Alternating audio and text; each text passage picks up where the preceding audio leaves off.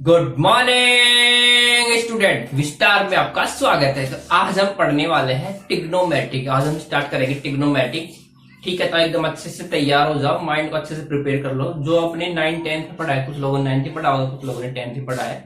ठीक है, वो टिग्नोमेट्रिक तो एकदम बेसिक था। उसके आगे वाला जो आप पढ़ने वाले हैं वो काफी काम आएगा आपके जेई में, और 11th एंड 12th क्लास में काफी काम आने वाला है। जो भी आप कंपटीशन एग्जाम दोगे टेक्निकल से रिलेटेड, उनमें काफी काम आता है। जैसे एनडीए वगैरह दोगे, डिफेंस वगैरह दोगे, तो देखो टिग्नोमेट्रिक एक्चुअल में है क्या, उसका थोड़ा बेसिक इंट्रोडक्शन दे देता हूँ, उसके बाद अपन स्टार्ट करेंगे।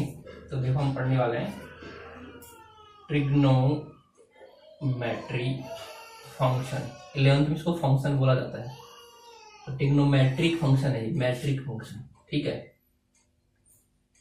Trigonometric function. टिग्नोमेट्रिक फंक्शन पढ़ने से पहले थोड़ा सा इसका बेसिक बता देता हूं। तो सबसे पहले देखो ट्रिग्नोमेट्रिक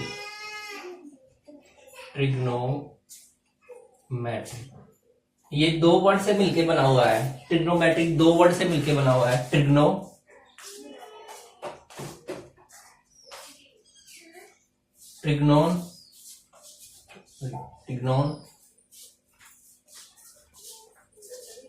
प्लस मिट्रियन। ठीक है, ट्रिग्नो प्लस मिट्रियन। ट्रिग्नोन का मतलब होता है थ्री साइड्स। ठीक है, थ्री साइड्स ऑफ ट्राइंगल। ठीक है, और मिट्रियन का मतलब होता है मेजर। तो ट्रिग्नोमेट्रिक दो वर्ड से मिलकर बना हुआ है, ट्रिग्नोन प्लस मिट्रियन। ये ग्रीक वर्ड है, ट्रिग्नोन प्लस मिट्रियन। ट्रिग्नोन का मतलब होता है त्रिभुज की तीन भुजाएं, थ्री साइड्स ऑफ ट्राइंगल, और मिट्रियन का मतलब मेजरमेंट। तो ट्राइंगल की तीनों साइड का मेजरमेंट की स्टडी को अपन क्या कहते हैं, ट्रिग्नोमेट्रिक कहते हैं। ये तो गया इसका बेसिक। अब समझो ट्रिग्नोमेट्रिक है क्या। तो अपने पास क्या होता है, ट्राइंगल्स होता है। क्या होता है अपने पास, क्या है, ट्राइंगल्स। ट्राइंगल होता है ना। ट्राइंगल क्या होता है, मैंने आपको बताया था, it is a polygon which have 3 number of sides. जिसके अंदर एक ऐसा पॉलीगन है जिसमें साइड कितनी होती है, 3 होती है। ठीक, अब आप पूछोगे पॉलीगन क्या होता है, तो पॉलीगन मैं बता देता हूं आपको। Any close figure which have 3 and more than 3 sides. ठीक है, समझ में आ गया। Any close figure which have 3 and more than 3 side is called polygon. So first number of polygon is triangle, because क्योंकि पॉलीगन की डेफिनेशन ही क्या कहती है कि उसके अंदर एटलीस्ट कम से कम 3 साइड होनी चाहिए। तो ट्राइंगल क्या हो गया, it is a close figure made by 3 side. अब ट्राइंगल में 3 साइड, 3 वर्टेक्स और 3 एंगल होते हैं, और ट्राइंगल के तीनों एंगल का सम क्या होता है, 180। वो तो सब ट्राइंगल की बेसिक प्रॉपर्टी मैं आपको बता दूंगा जब अपन ट्राइंगल वाला पोर्शन स्टार्ट करेंगे ना, तब। ठीक है, इतना समझ में आ गया। अब ट्रिग्नोमेट्रिक क्या है, ट्रिग्नोमेट्रिक काफी साइंटिस्टों ने कहा है, it is the study of relationship. It is the study of relationship. It is the study of relationship between sides and angle of a triangle. Angle of a triangle. कि कई बार तुमसे पूछा जाता है ना ट्रिग्नोमेट्री क्या है, तो क्या है, it is the study of relationship between sides and angles of A triangle. कोई भी ट्राइंगल होता है, उसके साइड्स और एंगल के बीच में क्या रिलेशन बन रहा है, उसकी स्टडी को क्या कहते हैं, ट्रिग्नोमेट्रिक कहते हैं। अब आपने 10th में पढ़ा होगा trigonometric ratio of acute angle पढ़ा होगा ना, तो वहां पे स्पेसिफिकली कंसीडर करते थे राइट एंगल ट्राइंगल। तो यहाँ पे ट्रिग्नोमेट्रिक जब रेशियो निकालेंगे एक्यूट एंगल का, तो आप राइट एंगल ट्राइंगल ही कंसिडर करेंगे। लेकिन राइट एंगल ट्राइंगल के अलावा जब एसओटी पढ़ेगा ना, सॉल्यूशन ऑफ ट्राइंगल्स, उसके अंदर राइट एंगल ट्राइंगल के अलावा अदर ट्राइंगल के अंदर भी अपन वो रिलेशन, काफी सारे रिलेशनशिप एस्टेब्लिश करेंगे। तो 10th क्लास में या फिर 9th क्लास में आपका मेन फोकस किस पे किया गया था, राइट एंगल ट्राइंगल पे फोकस किया गया था। ठीक है, लेकिन यहाँ पे राइट एंगल ट्राइंगल के अलावा जो भी बाकी के ट्राइंगल उनके साइड और एंगल के बीच में रिलेशन की स्टडी अपन करने वाले हैं। तो सबसे पहले आता है ट्रिग्नोमेट्रिक रेशियो। बेसिक मैं आपको लिखा देता हूँ। तो ट्रिग्नोमेट्रिक रेशियो क्या होता है, trigonometric ratio, it is the ratio of a side of right angle triangle, it is the ratio of sides of right angle triangle for a given angle. किसी गिवन एंगल के लिए क्या है, it is the ratio of the side of A right angle triangle for a given angle. किसी particular angle के लिए right angle triangle की जो साइड का रेशियो होता है उसको कहते हैं ट्रिग्नोमेट्रिक रेशियो, ठीक है, किसी पर्टिकुलर एंगल के लिए। और मैं लिखवा देता हूँ आपको, आपने ऐसा कुछ पढ़ा होगा कि जैसे मान लो ये राइट एंगल ट्राइंगल यहाँ पे 90 है, ये एंगल ए है, ठीक है, तो यहाँ पे स्पेसिफिकली इस एंगल ए के लिए रेशियो निकाला जाता था। एंगल ए के लिए जैसे साइन ए निकाला जाता था तो रेशियो क्या जाता था, परपेंडिकुलर अपॉन हाइपोटेन्यूज जैसे आता था ना, आता था कि नहीं आता था। तो क्या था, ये किसी एक पर्टिकुलर एंगल के लिए, एंगल ए है ना, उसके लिए it is the ratio of side of A right angle triangle, ठीक है, side of right angle triangle ratio है, क्लियर इतना।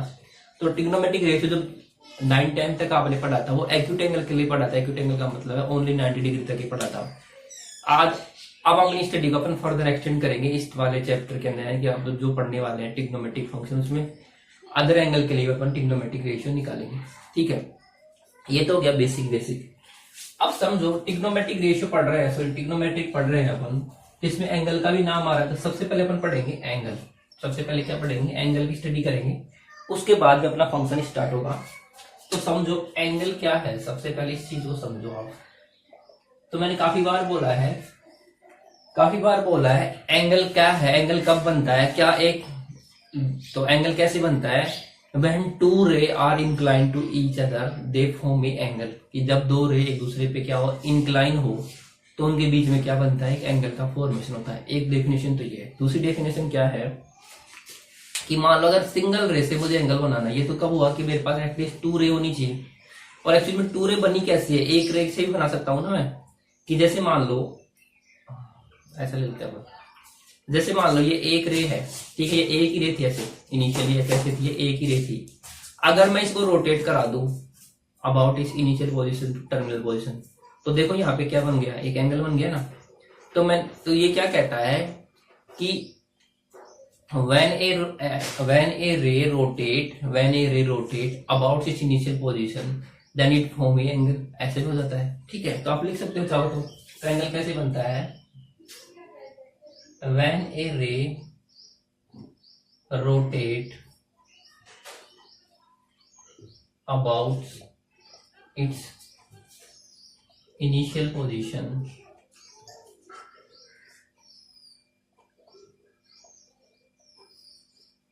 then it form a angle, क्या बनाएगी, form an angle, ठीक है, एक एंगल बनाएगी। अब जो रोटेट हो रहा है, जैसे मान लो ये रे है, ये मान लो एक रे पड़ी हुई है, समझना अच्छे से, ये क्या है, एक रे है ऐसे। अब मैंने इसको एक बार, तो मैं दो प्रकार से रोटेट करा सकता हूँ, एक तो ऐसे रोटेट हो सकती है, जिसको क्या कहते हैं एंटी क्लॉकवाइज, और एक बार ऐसे रोटेट हो सकती है ना। तो जब रे, जैसे मान लो यहां से लेके यहां तक गई, ये O है मान लो, और ये A है, और ये O से B पे पहुंच गई, A से OB पे पहुंच गई, तो ये क्या हो गई, रोटेट हो गई। ये क्या हो गई, rotate in anti clockwise direction,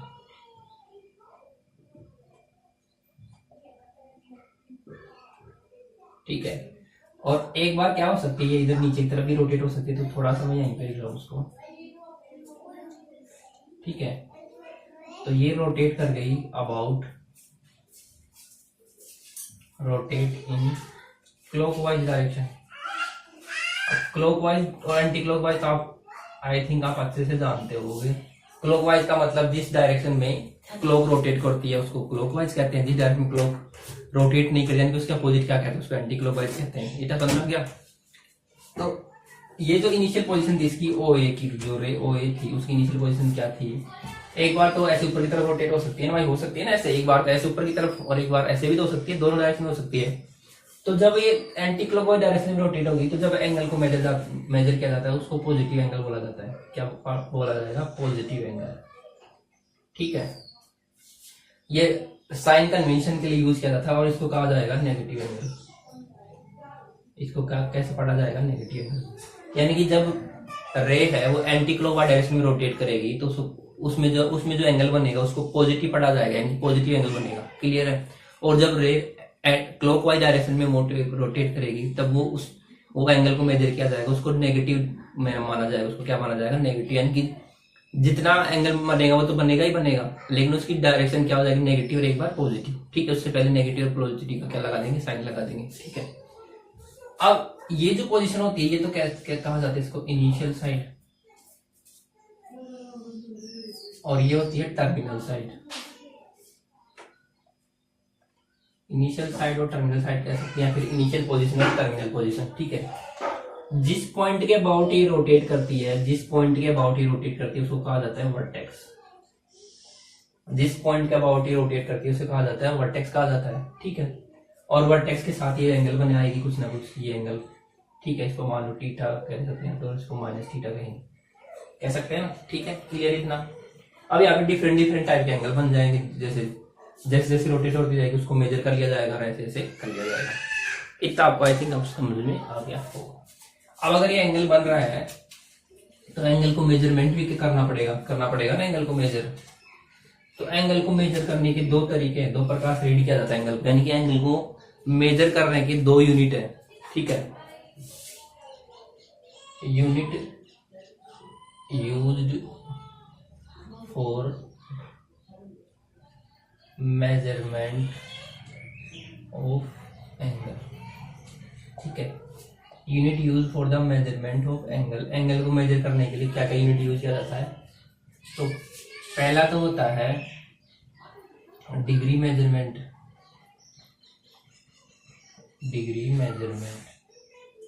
दूसरा होता है रेडियन।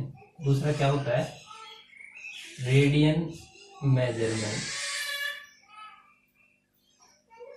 समझो, डिग्री मेजरमेंट का मतलब क्या है कि जैसे मान लो कोई रे है, वो रोटेट की तो उसने एक कंप्लीट रिवोल्यूशन कंप्लीट कर लिया। एक रिवोल्यूशन क्या कर लिया? कंप्लीट कर लिया। रिवोल्यूशन कंप्लीट करने का मतलब क्या है कि जहां से उसने स्टार्ट किया था वापस रोटेट होके वापस वो वहीं पे आ गई। वापस कहाँ पे आ गई? वहीं पे आ गई। तो इस केस में कितना एंगल बनता है? 360 डिग्री का एंगल माना जाता है। यानी कि एक रिवोल्यूशन में कितना एंगल माना जाता है? 360 डिग्री में माना जाता है। तो इसमें एंगल को किसमें मेजर किया जाता है? डिग्री के अंदर। यानी कि एक डिग्री क्या होता है? It is the 1/360 of a revolution. कि कोई भी रे जब उसने रोटेट किया तो एक डिग्री को कैसे पढ़ा जाता है? 1/360 ऑफ ए रिवोल्यूशन। कोई भी रे रोटेट करेगी तो उसका 1/360 पार्ट क्या कहलाता है? एक डिग्री कहलाता है। क्या कहलाता है? 1/360 पार्ट एक डिग्री कहलाता है। समझ में आ गया? दूसरा है रेडियन मेजरमेंट। रेडियन मेजरमेंट का मतलब क्या है?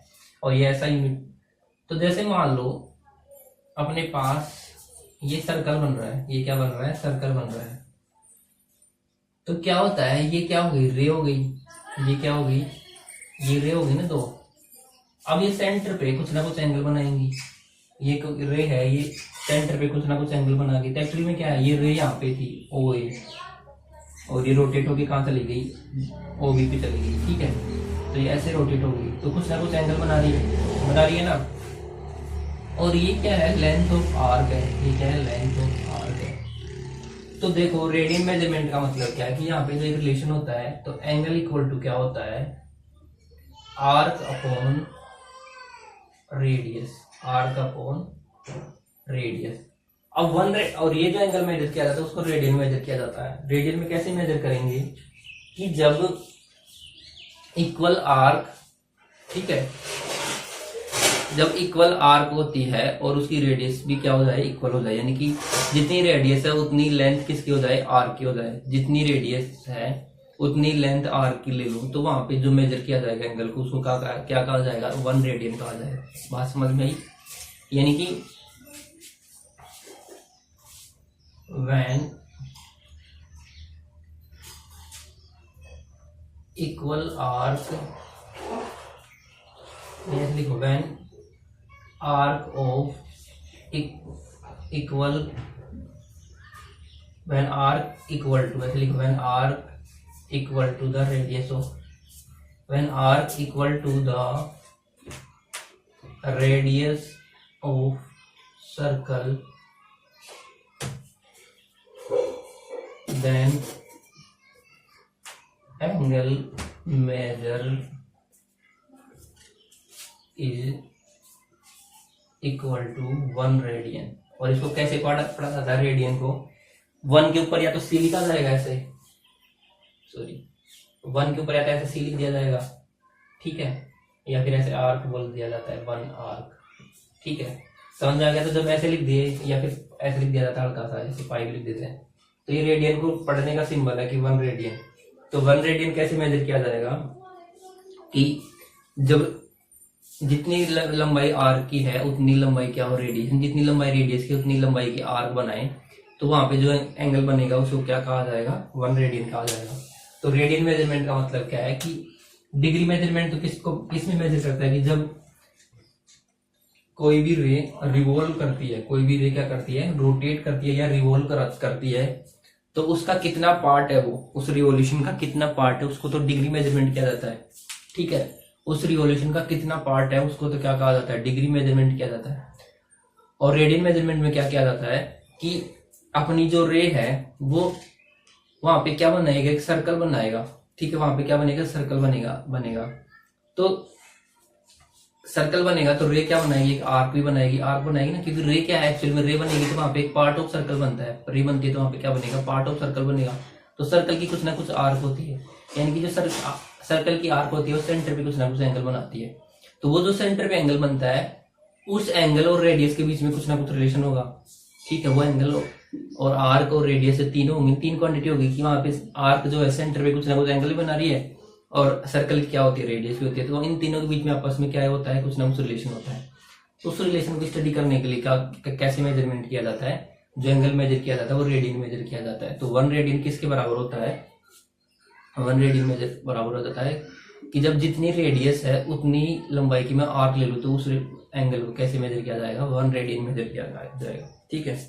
अब यहाँ पे कुछ छोटी मोटी बातें समझो, ठीक है, कि अपनी पास इनकम्प्लीट रिवॉल्यूशन है, समझो। In 1 revolution angle equal to 360 degree, ठीक है।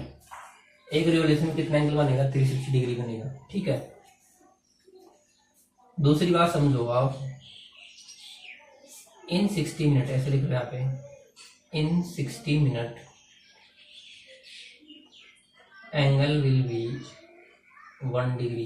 1 डिग्री एंगल में कितने मिनट होंगे? 60 मिनट। तो 60 मिनट का भी कई बार ऐसे ही पढ़ा जाता है, ठीक है। क्लियर इतना? यानी कि मैं कह सकता हूँ 1 डिग्री बराबर 60 मिनट, समझ में आया?